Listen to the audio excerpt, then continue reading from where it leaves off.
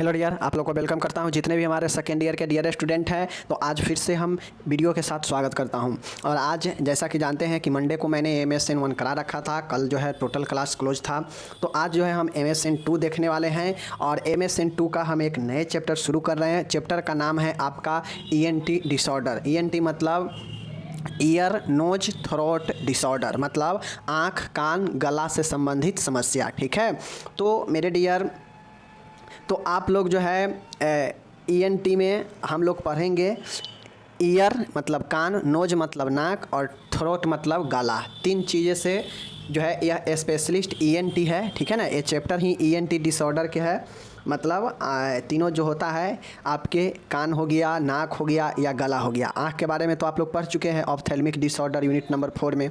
अब हम लोग यहाँ पे देखने वाले हैं यूनिट नंबर 5 में ENT डिसऑर्डर, जिसमें विभिन्न प्रकार के कान में होने वाले समस्या, ठीक है, उसके बाद नाक में होने वाले समस्या, गले में होने वाले समस्या को आप लोग देख पाएंगे। ठीक है, समझ पाएंगे। तो चलिए आज हम लेकर आए हैं और ये जो क्वेश्चन लेकर आए हैं यह मोस्ट VVI, जितना इसको VVI देना है दे दीजिए। ये आपके एग्ज़ाम के लिए बहुत जो है इम्पोर्टेंट है, खासकर 10 नंबर में। ठीक है, 10 नंबर के लिए बहुत ज़्यादा महत्वपूर्ण है। तो चलिए हम इस प्रश्न को आज हम देखते हैं। प्रश्न का नाम है प्रदाह, मध्य कान का प्रदाह, या इसी को हम लोग ओटाइटिस मीडिया कहते हैं। क्या कहते हैं? ओटाइटिस मीडिया, मध्य कान का प्रदाह कहते हैं। अब जब ये प्रश्न आपको लॉन्ग में पूछेगा तो आप समझ लीजिए कि आपको जो है इसका प्रकार पूछे या ना पूछे, लेकिन कारण, लक्षण, निदान, जटिलता, नर्सिंग प्रबंध और उपचार जरूर पूछेगा। ठीक है, तो मध्य कान यानी ओटाइटिस मीडिया से संबंधित कोई भी क्वेश्चन आपसे एग्जाम में पूछ ले, चाहे उसका सिर्फ निदान ही पूछ ले, उपचार, ठीक है ना, और नर्सिंग प्रबंध सिर्फ ये भी पूछ सकता है, या ए वाला लाइन पूछ सकता है और ए वाला लाइन, ठीक है ना, या फिर आपको ए वाला लाइन और ए वाला लाइन ही पूछ ले। तो कोई भी आपको पूछ सकता है किसी भी प्रकार से। तो आज के पढ़ने के बाद आप इसको जवाब दे पाएंगे अच्छे से। ठीक है, चलिए। या फिर आपसे क्वेश्चन में सीधा एग्जाम में कैसे पूछेगा कि एक्यूट ओटाइटिस मीडिया के चिन्ह व लक्षण लिखिए, एक्यूट ओटाइटिस मीडिया के उपचार लिखिए। मतलब आप लोग जानते हैं कि कोई भी बीमारी होता है तो वह दो टाइप से होता है, एक एक्यूट होता है और एक क्रॉनिक होता है।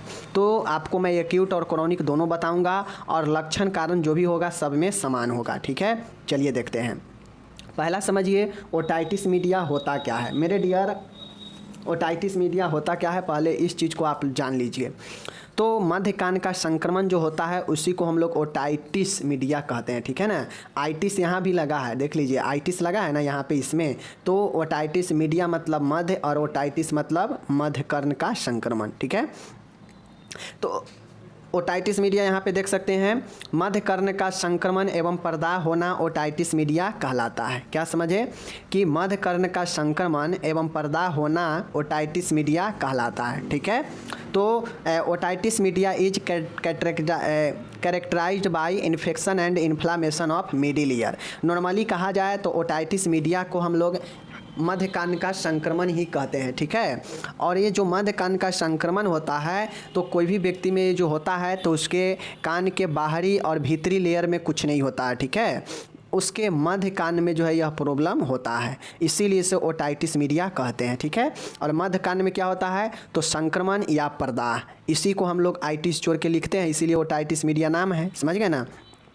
तो किसी भी चीज़ का संक्रमण और प्रदाह होगा तो उसमें हम आइटिस जो है लास्ट में जोड़ के लिखते ही हैं। और यहाँ पे देख सकते हैं ओटाइटिस, आइटिस जोड़ के लिखे हैं ना, तो यही जो है हमारा सफिक्स हो गया और उससे पहले ओटी है तो ओटाइटिस हो गया। समझ गए। तो ओटाइटिस मीडिया मध्य कान मतलब मध्य मतलब समझते हैं ना, बीच का, कान के बीच का संक्रमण और प्रदाह होना ही ओटाइटिस मीडिया कहलाता है। समझ गए चीज़ों को। अब मैं आप लोग को जब इन्फ्लामेशन पढ़ाया था, प्रदाह पढ़ाया था, तो वहाँ पर आप लोग को मैं बता चुका था कि प्रदाह के मतलब होता है लालीपन होना, दर्द होना, सूजन होना। ठीक है ना, तो ये जो है आपके ये सब होता है इन्फ्लामेशन के अंदर। ठीक है, और संक्रमण तो होता ही है, जानते ही हैं। ठीक है, चलिए अब आपसे इसके प्रकार भी पूछ सकता है कि इसके प्रकार बताइए, तो चलिए प्रकार भी देख लीजिए। तो देखिए, ये जो ओटाइटिस मीडिया होता है ना, आप लोग को पता है कोई भी संक्रमण दो टाइप से होता है, कोई भी बीमारी जो है दो टाइप का होता है। एक होता है आपका एक्यूट होता है और एक होता है क्रॉनिक। एक्यूट मतलब होता है कि अचानक से कोई बीमारी जो है अटैक करेगा और धीरे धीरे 1-2 सप्ताह 3 सप्ताह में जो है ऑटोमेटिक ठीक भी हो जाता है धीरे धीरे, ठीक है। लेकिन जो क्रॉनिक वाला बीमारी होता है, वह क्रॉनिक बीमारी लंबे समय तक चलता है, साल 2 साल 6 महीने या ज़िंदगी भर भी वो हो सकता है, तो वह क्रॉनिक टाइप का होता है, ठीक है। तो यह भी दो टाइप के होता है, एक एक्यूट होता है और एक क्रॉनिक होता है, ओटाइटिस मीडिया, समझ गए। एक्यूट कहेगा, देखिए इसको हिंदी में हम लोग मध्यकर्ण शोथ भी कहते हैं, ठीक है ना। प्रदाह जो होता है ना, इस प्रदाह को हम लोग शोथ भी कहते हैं, ठीक है, इन्फ्लामेशन, तो ध्यान दीजिएगा, ठीक है। चलिए, अब जो एक्यूट होता है, एक्यूट का मतलब ही होता है तीव्र, तीव्र मध्यकर्ण शोथ।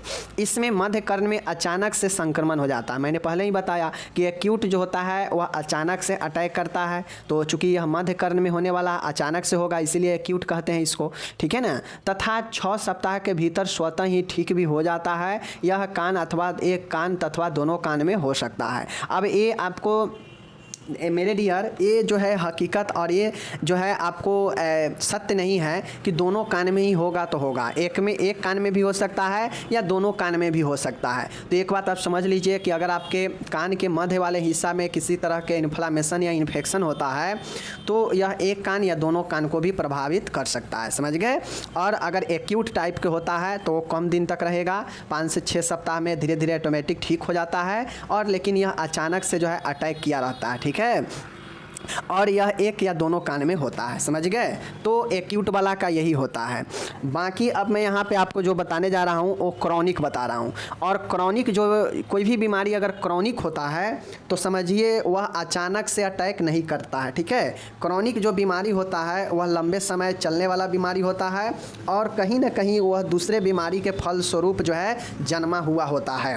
तो जो क्रॉनिक होता है, किसी भी व्यक्ति में कोई भी बीमारी अगर लंबे समय से होता है तो समझ लीजिए कि कहीं ना कहीं जो है व्यक्ति नज़रअंदाज किया है या कोई और बीमारी था जिसके कारण यह जो है उसमें पनप गया है दूसरा बीमारी। तो क्रॉनिक एक ऐसा बीमारी होता है, जो भी बीमारी अगर क्रॉनिक स्टेज में होता है तो समझिए लंबे समय का यह संक्रमण या बीमारी हो सकता है, जिसमें आपको अगर मान गए हम मध्यकर्ण के बारे में पढ़ रहे हैं तो इसमें क्रॉनिक जो होगा यह बार बार होने से संक्रमण जो है क्रॉनिक हो जाता है, ठीक है। एक संक्रमण, यह संक्रमण मध्यकर्ण के अलावा कान की मस्टॉइड अस्थि एवं टिम्पेनिक मेम्ब्रेन में भी हो सकता है। और क्रॉनिक टाइप के अगर मान गए किसी को मध्य कान का संक्रमण अगर लंबे समय से है, उसके कान में प्रॉब्लम अगर लंबे समय से मध्य में बना हुआ है, तो समझ लीजिए कि आपका मध्य कान तो प्रभावित होगा ही होगा है ही, साथ में यह क्रॉनिक बहुत घातक हो जाता है, और क्रॉनिक वाला अपने साथ 2-4 बीमारी को और पनपा देता है, ठीक है। तो उसी प्रकार से अगर किसी को क्रॉनिक टाइप का ओटाइटिस मीडिया होगा तो उसको जो है मध्य कान में तो रहेगा ही रहेगा यह लंबे समय से, साथ में यह अपने आसपास के जो और क्षेत्र होगा उसको भी क्या करेगा, संक्रमित करेगा, उसको भी जो है अपने अंदर चपेट में ले जाएगा, जिसके फलस्वरूप उसके आसपास जो भी अंग होगा उसको भी प्रभावित करेगा। तो इसी प्रकार से हमारा कान में टिम्पेनिक मेम्ब्रेन होता है, झिल्ली होता है, उसी जो है मध्य कान के ही संपर्क में मस्टॉइड अस्थि ही होता है, इसके बगल में ही होता है, ठीक है ना। कान के पीछे वाला जो हड्डी होता है, आप कान के पीछे आप छुइएगा तो देखिएगा एकदम हार्ड रहता है हड्डी की तरह, तो कान के जो पीछे वाला जो होता है वही मस्टॉइड अस्थि होता है। तो आपको यह मस्टॉइड अस्थि में भी संक्रमण कर सकता है, ठीक है ना। टिम्पेनिक मेम्ब्रेन में भी संक्रमण कर सकता है, कौन, यह क्रॉनिक ओटाइटिस मीडिया, मतलब लंबे समय से जो भी ओटाइटिस मीडिया है, मध्य कान का संक्रमण है या प्रदाह है, तो उसका अगर इलाज नहीं हो पाता है तो वह लंबे अवधि का बन जाएगा, क्रॉनिक बन जाएगा, और फिर वह जो है धीरे धीरे मध्य कान के अलावा जो है मस्टॉइड अस्थि में भी और टिम्पेनिक मेम्ब्रेन को भी संक्रमित कर देता है, और यही आपका क्रॉनिक होता है। चीज़ों को समझ गए, और यह लंबे अवधि का होता है। ओके, चलिए दोनों टाइप समझ गए। यहाँ पे इंग्लिश देख लीजिए, इंग्लिश में मैंने यहाँ पे लिख रखा है तो इंग्लिश देख लीजिए। अब सबसे महत्वपूर्ण बातें यहाँ पे ये आता है कि यह किन किन कारणों से जो है किसी भी व्यक्ति में जो है मध्य कान के संक्रमण किन किन कारणों से जो है हो सकता है।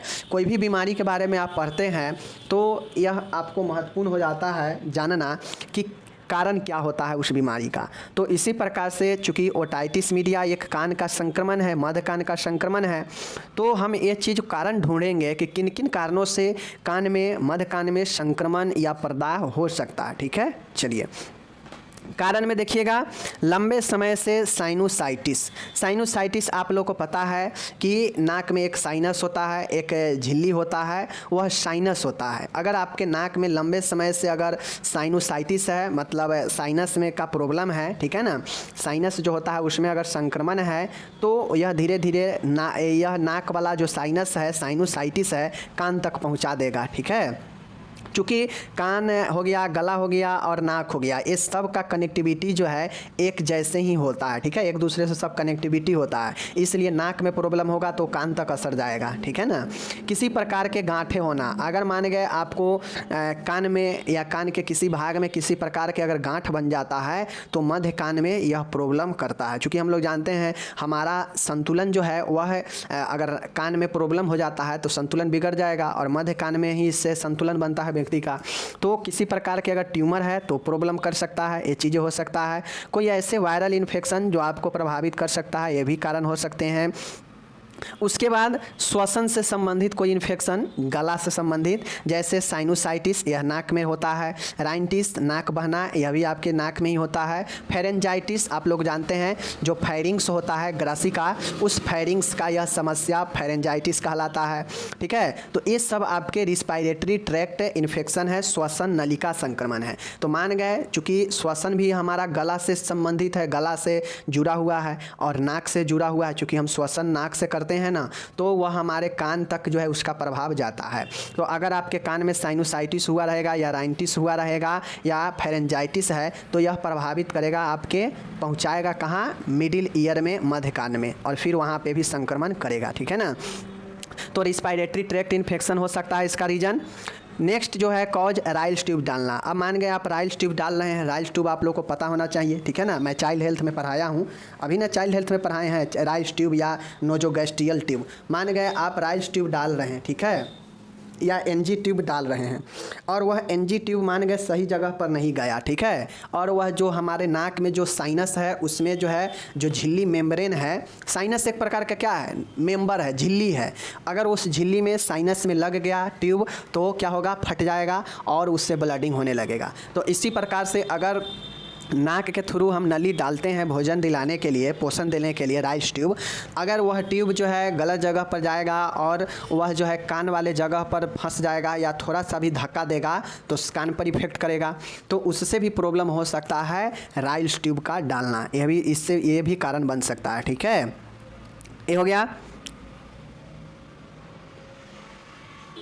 ये चीज़ें हो गई यहाँ पे। अब आगे चलिए देखिए, लसिका गांठों का सूजन, एडेनोइड एडिमा, एडेनोइडल एडिमा, लसिका गांठ। अब चूंकि हम लोग जानते हैं कि हमारा गले के आसपास में भी जो है हमारा लसिका लिम्फ नोड से जो है होता है, लिम्फ जो है नोड से उपस्थित होता है लसिका। ठीक है ना, जानते हैं आप लोग, फर्स्ट ईयर में पढ़े होंगे अच्छे से, तो जान रहे होंगे कि लिम्फ कहाँ कहाँ पे होता है।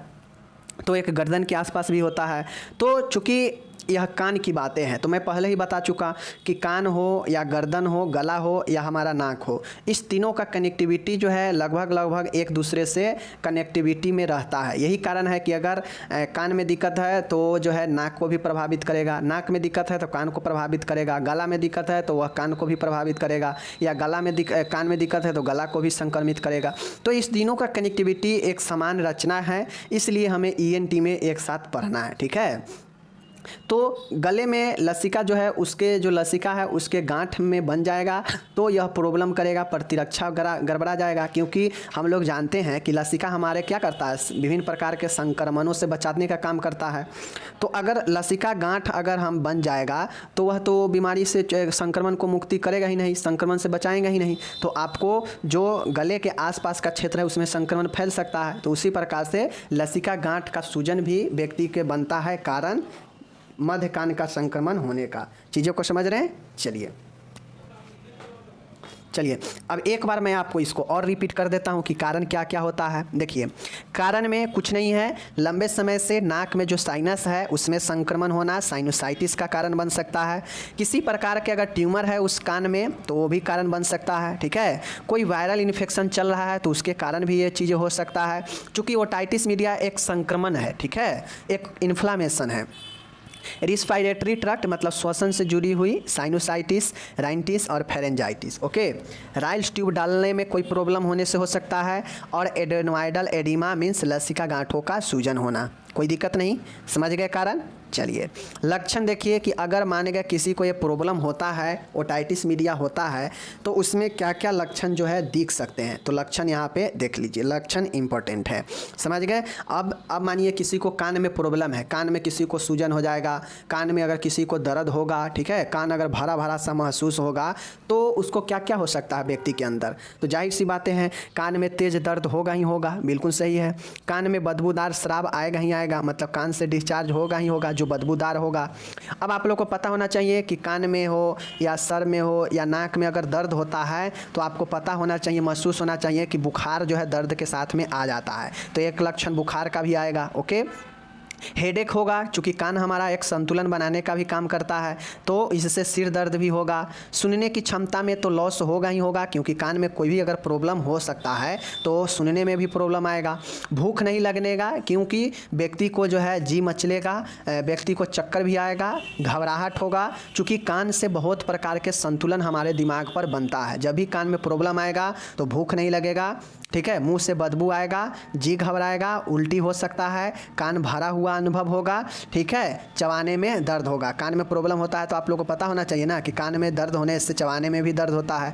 तो इस प्रकार से अगर मान गए कान में अगर ओटाइटिस मीडिया होते हैं तो उसके लक्षण में तेज दर्द होंगे, कान में बुखार लगेंगे, कान से ऐसा सिक्रेशन आएगा जो बदबूदार होगा, ठीक है ना, बुखार लगेगा, सिर दर्द होगा, सुनने का क्षमता में लॉस हानि होगा, भूख न लगेगा, मुंह से बदबू जो है आएगा, ठीक है ना, जी घबराएगा, उल्टी हो सकता है, कान भरा हुआ महसूस होगा, ओके, और चबाने में दर्द होगा। तो ये नॉर्मली लक्षण आप लोग खुद सोचिए कि अगर कान में प्रॉब्लम हो जाते हैं तो क्या क्या जो है समस्या झेलना पड़ता है व्यक्ति को, तो उसी को लिख देना है। बाकी यहाँ पे मैं तो आपको हिंदी इंग्लिश दोनों में ही दे ही दिया है। तो ये चीज़ें आपको लक्षण में लिखना है, जो लक्षण महसूस हो या दिखे वही लक्षण होता है।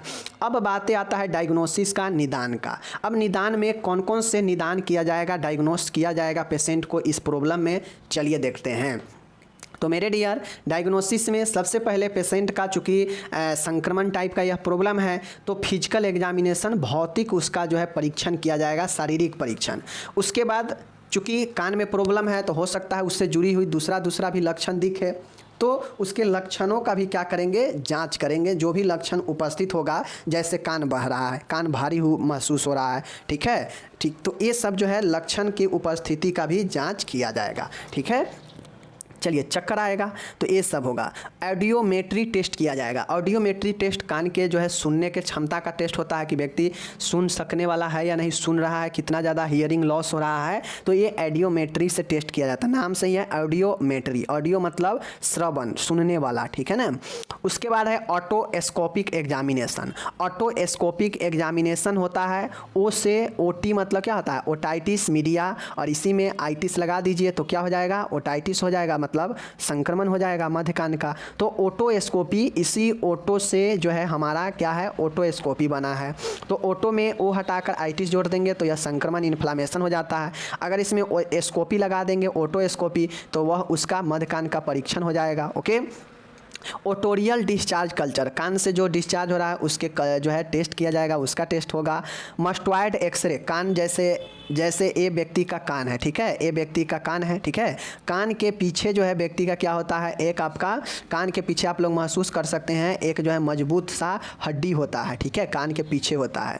अब वह कान जो है आपके मस्टॉइड हड्डी बोन जो है वह आपके ईयर कान से जुड़ा हुआ रहता है। कान में बहुत ज़्यादा जो है आपको इनर कान तक यह इसका जो है असर रहता है। तो उसका एक्सरे करेंगे कि कहीं मस्टॉइड जो है अस्थि में कोई प्रॉब्लम से तो नहीं है, तो मस्टॉइड एक्सरे करेंगे। सीटी स्कैन करेंगे। तो ये सब आपका कुछ डायग्नोसिस है, कुछ निदान है। कौन कौन सा? फिजिकल लक्षणों की जांच, audiometry, otoscopy examination, otorrhoeal discharge culture. Otorrhoeal का मतलब होता है कि कान से होने वाले स्राव का टेस्ट किया जाता है, ठीक है। जो मस्टोइड बोन है उसका एक्सरे किया जाएगा और सीटी स्कैन कान का हो सकता है। तो इस प्रकार से यह सब क्या हो गया? आपका डायग्नोसिस हो गया, याद रखिएगा।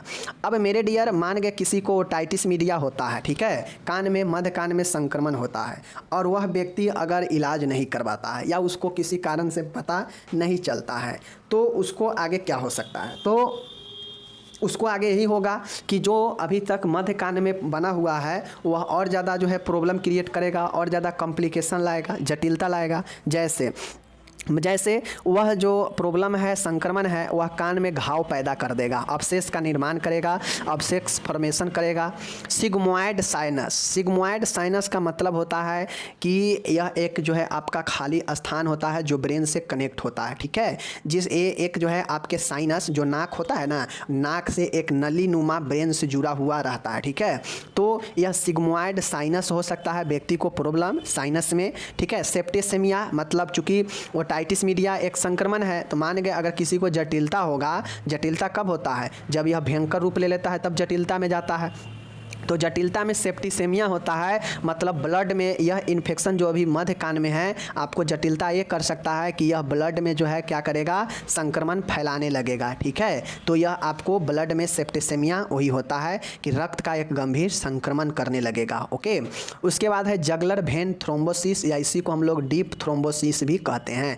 अब आप लोग को मैं थ्रोम्बोसिस पढ़ाया हूँ, इसका मतलब होता है कि जैसे ब्लड का नली है, इस ब्लड के नली में कोई भी रक्त का थक्का बन जाना, ठीक है, और यह थक्का जो है क्या करता है? भेन में जमा हो जाता है, जिससे ब्लड फ्लो जो है क्या होता है? प्रेशर लगता है, ब्लड फ्लो कम होने लगता है आगे की तरफ। तो यह जो है भेन में ब्लड के थक्के का निर्माण हो सकता है, भेन थ्रोम्बोसिस हो सकता है। मेनिंजाइटिस हो सकता है, मतलब जो ब्रेन का ढकने वाला, स्पाइनल कॉर्ड के जो ढकने वाला मेनिंजिस जो झिल्ली है उसमें संक्रमण कर सकता है, मेनिंजाइटिस हो सकता है, ठीक है। लेब्रिंथाइटिस हो सकता है, जो लेब्रिंथ होता है उस लेब्रिंथ के इन्फेक्शन हो सकता है। ओटाइटिस एक्सटर्नल और इंटरनल, जो ओटाइटिस आपका अभी मध्य कान में है, यह ओटाइटिस जो है आपके एक्सटर्नल और इंटरनल दोनों तरीक़ा से कर सकता है। और लास्ट में डिफनेस मतलब बहरा हो सकते हैं। तो यह सब जटिलता है, नॉर्मल है। उसके आसपास जितने भी, जैसे मेनिंजाइटिस भी कान से जुड़ा हुआ होता है, ब्रेन हमारा कान से जुड़ा हुआ होता है ना, तो ये तो हमें संतुलन का काम हो पाता है।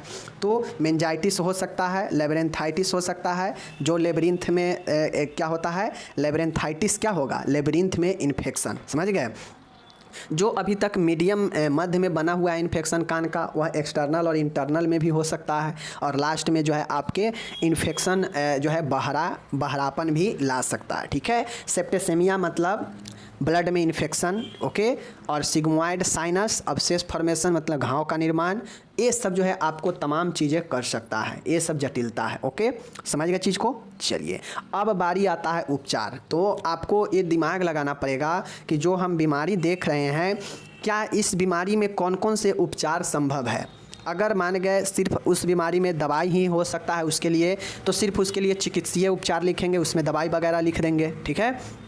अगर मान गए इस बीमारी में, इस समस्या का अगर दवाई भी हो सकता है, इस समस्या का सर्जरी भी हो सकता है जो संभव है, तो चिकित्सीय भी लिखेंगे, दवाई वाला भी देखभाल लिखेंगे, और उसमें जो है हम उसका सर्जिकल देखभाल भी जो है लिखेंगे कि कौन कौन से सर्जरी इसमें संभव है, तो ये सर्जरी भी लिखेंगे। अब ये तो हो गया उपचार। अब जो प्रबंध होगा, नर्सिंग प्रबंध जो है, किसी भी जो है बीमारी में नर्सिंग प्रबंध लिखना पड़ेगा, चाहे नॉर्मल से नॉर्मल बीमारी हो या जटिल से जटिल बीमारी हो। नर्सिंग प्रबंध, तीसरा प्रबंध जो होता है आप सब में जो है लिख पाएंगे, ठीक है। चलिए तो ये बता दिए। अब उपचार में देखिए, कोई भी बीमारी होता है उसका मेडिकल ट्रीटमेंट, मेडिकल मैनेजमेंट तो होता ही होता है, चिकित्सीय मैनेजमेंट तो होता ही होता है जिसमें दवाई वगैरह देते हैं। तो यह भी किसी भी बीमारी में होगा ही होगा, चाहे उस बीमारी में सर्जरी हो या ना हो। दोनों कंडीशन में मेडिकल, पहले कोई भी डॉक्टर दवाई देता ही देता है संक्रमण, दर्द वगैरह से बचाने के लिए, तो वह मेडिकल मैनेजमेंट हो जाएगा, ओके। अगर सर्जरी इसमें होगा तो सर्जरी लिखेंगे, अगर इसमें सर्जरी संभव नहीं है तो मेडिकल मैनेजमेंट लिख कर ही सीधा सर्जरी मैनेजमेंट लिखेंगे, ठीक है। चलिए पहला उपचार में मेडिकल मैनेजमेंट है दवाई वगैरह से। अब आपको दिमाग में लगाना पड़ेगा कि इस बीमारी में हो क्या क्या रहा है। अगर संक्रमण है तो संक्रमण के लिए एंटीबायोटिक देते हैं तो एंटीबायोटिक लिखेंगे, ओके। दर्द हो रहा होगा तो दर्द के लिए दवाइयाँ लिखेंगे। अगर उल्टी हो रहा होगा तो उल्टी के लिए एंटी इमेटिक्स दवाइयाँ लिखेंगे। तो तमाम तरीके के दवाइयाँ जो है वो हम लिख सकते हैं मेडिकल मैनेजमेंट में, जो जो लक्षण होता हो इस बीमारी में, ओके। चलिए देखते हैं यहाँ पे क्या क्या जो है दिया गया है, देख लेते हैं हम, ठीक है ना। चलिए पहला देखिए, रोगी को एनाल्जेसिक दिए जाते हैं किस लिए? दर्द के लिए, जैसे एस्पिरिन और एसिटामिनोफेन, ठीक है। एसिटामिनोफेन और एस्पिरिन हो गया, पैरासीटामोल हो गया, बहुत सारे दर्द के दवाइयाँ होता है, ट्रामाडोल हो गया, ओके ना। तो यह सब आपको एनाल्जेसिक दवाइयाँ होता है, ठीक है, जो दर्द से राहत के लिए दे सकते हैं, ठीक है। चलिए ये हो गया। दूसरा दवाई है एंटीबायोटिक। दूसरा पॉइंट है आपके सामने में देख सकते हैं यहाँ पे, दूसरा है एंटीबायोटिक ड्रॉप। अब देखिए होता यह है कि चाहे आपका आँख में प्रॉब्लम हो, चाहे कान में प्रॉब्लम हो या नाक में प्रॉब्लम हो, अगर आपके संक्रमण होता है तो उसके लिए एंटीबायोटिक ड्रॉप दिए जाते हैं, ठीक है। जो भी गुहा वाला चीज़ है, चाहे आपका कान है, आँख है, ठीक है, नाक है, ये सब में गुहा होता है, छिद्र होता है, तो इसमें जो है दवाई तो डाल नहीं सकते हैं, तो इससे संक्रमण से बचाने के लिए ड्रॉप दिया जाता है और उसको एंटीबायोटिक ड्रॉप कहते हैं, ठीक है। ये सब इंस्टिलेशन एक प्रकार का क्या है? दवाई देने का माध्यम है, जो बूंद बूंद करके दिया जाता है, ठीक है। जैसे मॉक्सीफ्लोक्सासिन, एरिथ्रोमाइसिन, नियोमाइसिन, ये सब आपका एंटीबायोटिक आई ड्रॉप है। और मॉक्सीफ्लोक्सासिन तो आँख में भी काम में आता है, ठीक है। तो मेरे डियर एंटीबायोटिक जो ड्रॉप होते हैं खासकर वो कान वाले जो है आँख में भी डाल सकते हैं, आँख वाले कान में भी डाल सकते हैं, ठीक है। तो ये एंटीबायोटिक ड्रॉप होते हैं, ओके।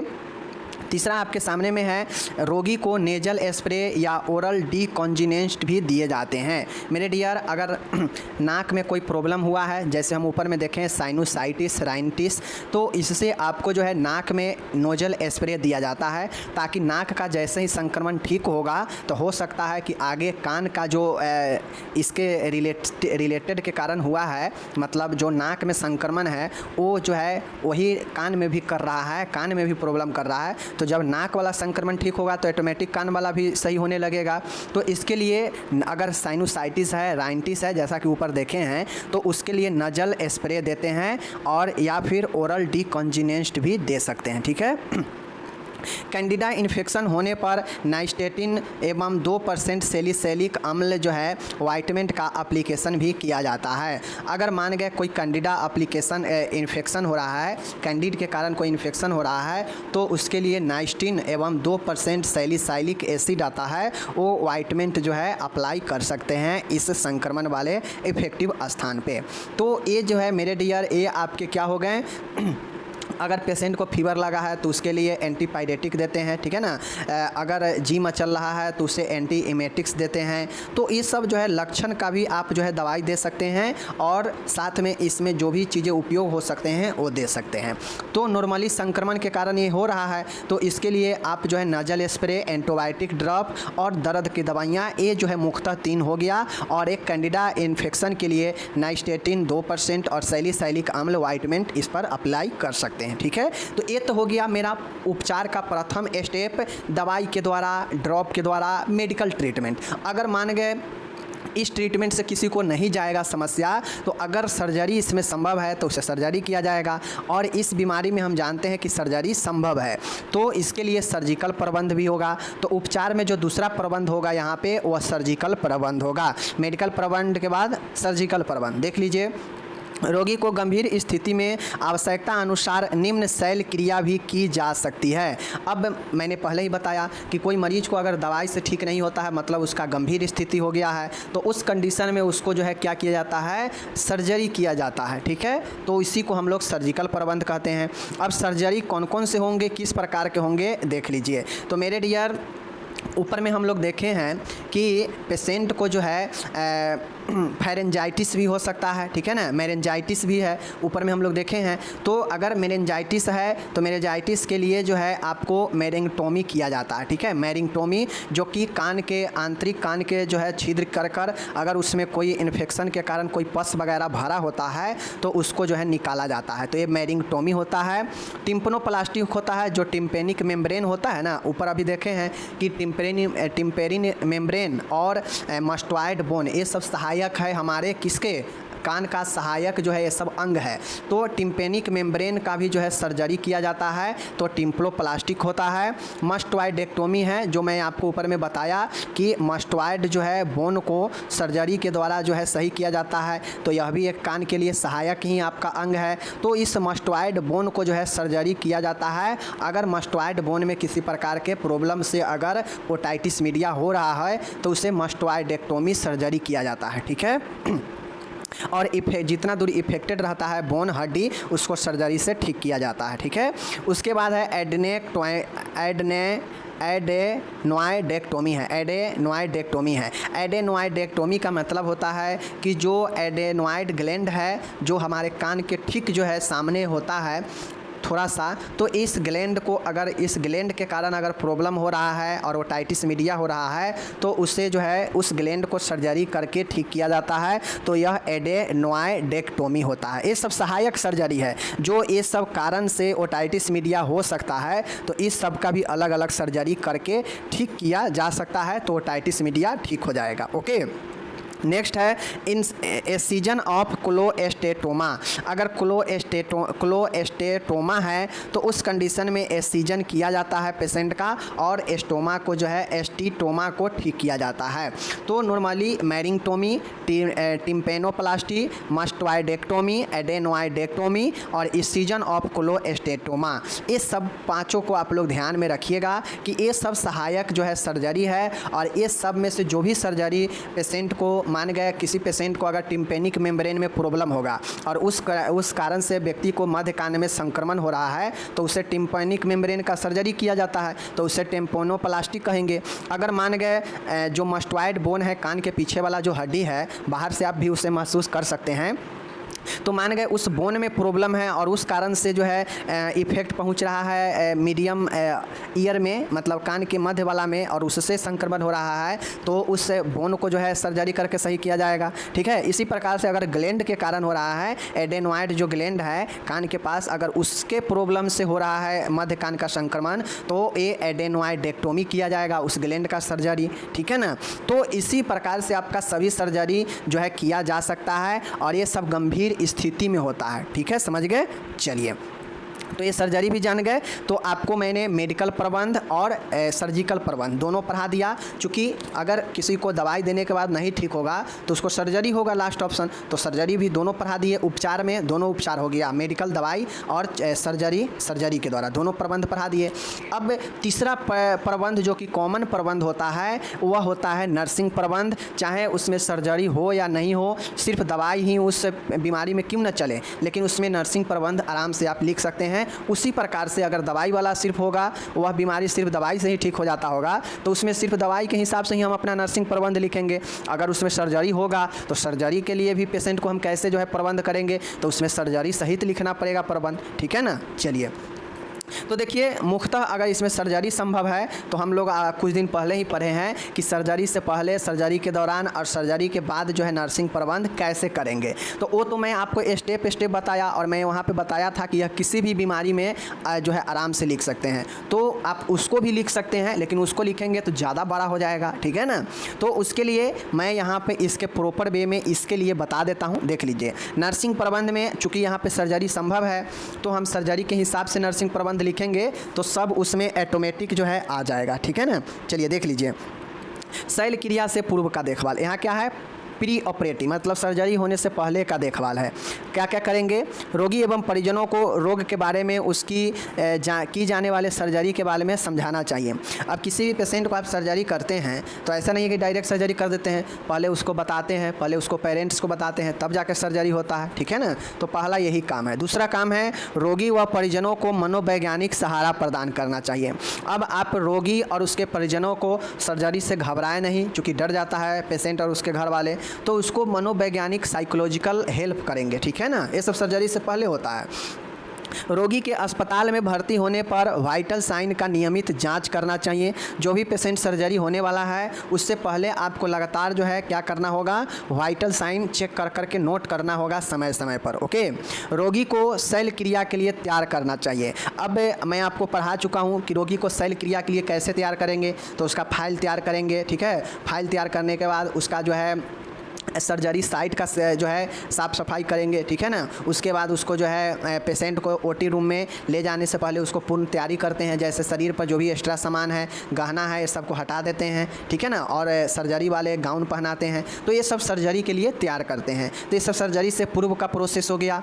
चाहे तो आप उसको भी, जो मैं आपको सर्जरी से पहले का देखभाल बताया हूँ, उसको भी आप यहाँ पर लिख देंगे, लेकिन उसमें 7-8 पॉइंटें था, उसमें फिर अलग अलग 2-2, 3-3 पॉइंट सब में था। तो एक हिसाब से वह भी लिख सकते हैं सर्जरी से पहले के देखभाल में, और यहाँ भी ये भी चीज़ों को आप और ज़्यादा डीपली में लिख सकते हैं, ठीक है। अब आ गया सर्जरी के बाद।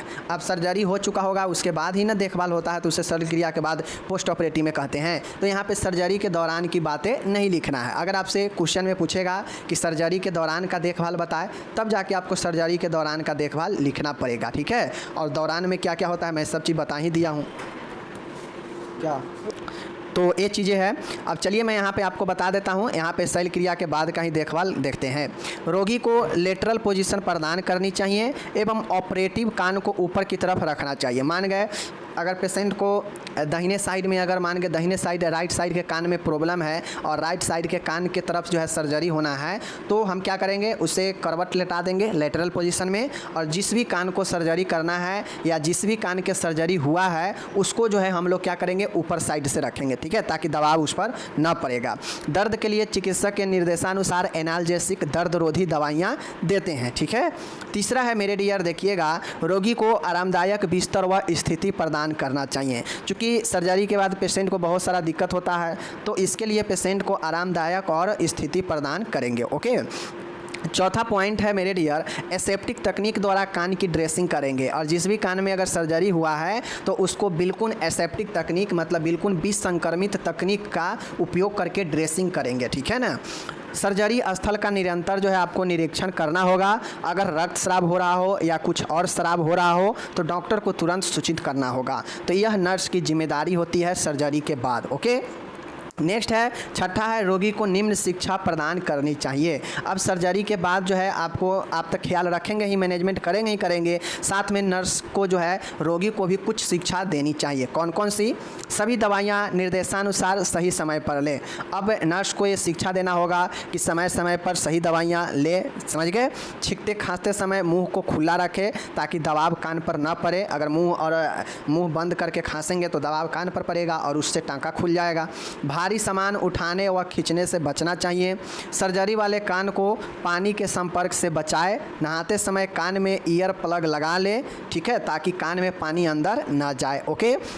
जोर जोर से नहीं हंसे, इसके लिए मना करेंगे, ठीक है। रोगी को पोषण स्तर में सुधार करने की ज़रूरत है और चिकित्सक के नियमित समय पर आकर दिखाने के लिए हम शिक्षा देंगे। तो एज ए नर्स हम इन सारे शिक्षाओं को देंगे कि सही समय पर दवाई ले, छींकते खांसते समय मुंह खुला जो है रखना चाहिए, भारी सामान को उठाने से बचे, सर्जरी वाले कान को पानी से बचाए, ईयर प्लग लगाए, जोर से ना हंसे, रोगी को पोषण स्तर में सुधार लाने के लिए शिक्षा देंगे और चिकित्सक से नियमित समय पर कर दिखाए, इसके लिए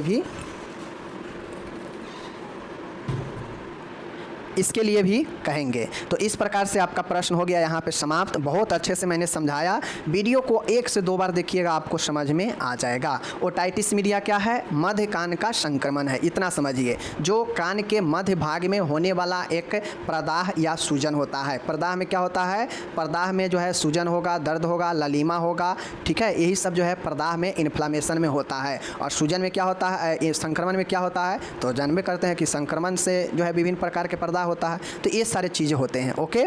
तो ये मैंने आपको बता दिया। प्रदाह जो है संक्रमण से, चोट से, किसी भी कारण से प्रदाह जो है हो सकता है, ठीक है। तो इसीलिए कहा गया है प्रदाह और संक्रमण है। मतलब प्रदाह होगा जो चोट के कारण भी हो सकता है या किसी अन्य इफेक्ट के कारण भी वहाँ पे प्रॉब्लम हो सकता है, तो वह इन्फ्लामेशन प्रदाह हो गया, ठीक है। ये तो होगा ही। अगर संक्रमण हो जाएगा तो संक्रमण के कारण होगा। तो दोनों बात में ओटाइटिस मीडिया का इन्फ्लामेशन और संक्रमण है, प्रदाह और संक्रमण है, ठीक है। मिलेंगे अगले वीडियो में। अपना ख्याल रखिएगा। PDF डिस्क्रिप्शन में मिल जाएगा।